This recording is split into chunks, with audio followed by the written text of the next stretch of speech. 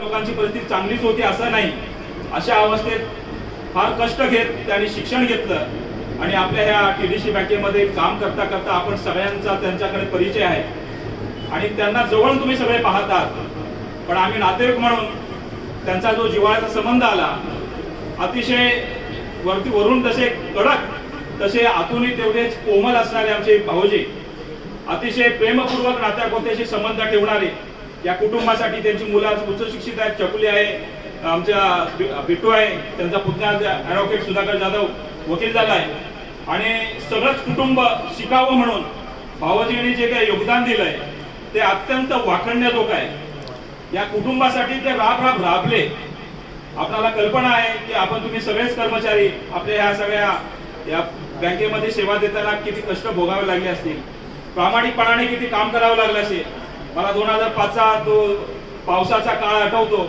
आम्हाला वाटलं बँकेत असतील भाऊजी, 2 दिवस आम्ही वाट बघतोय तर भाऊजी कुठे सकाळ सकाळ असे झुकत येत आहेत. तर आम्ही आपल्या घरात खाऊन पिऊन सुखी होतो.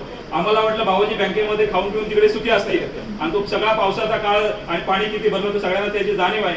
आणि माहिती पडलं सकाळी भाऊजी असे अगदी डोळं घरी येत आहेत. तर होते कुठे ते विठ्ठलवाडीच्या कुठेतरी नाल्याच्या बाजूला कुठेतरी बिल्डिंग खाली बसले होते. कुठे छोट्याशा एका दुधाच्या पॅकेटवरती 2-3 दिवस त्यांनी काढलं होतं.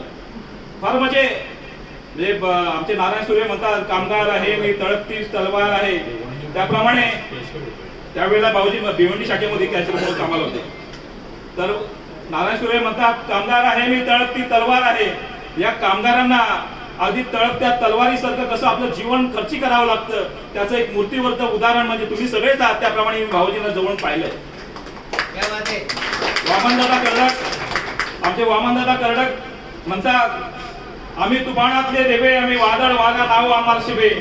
आम्ही तुफानातले देवे म्हणजे अनेक संकट येतात, अनेक वादळ वारे येतात, पण कुठल्याही वाऱ्याला तुफानाला न डगमगता भाऊजींनी इमानदारी सेवा केली. अतिशय प्रामाणिक माणूस आमच्या नात्यागोत्यामध्ये परिचित आहे. तुमच्या सगळ्यांना त्याचं जाणीव आहे.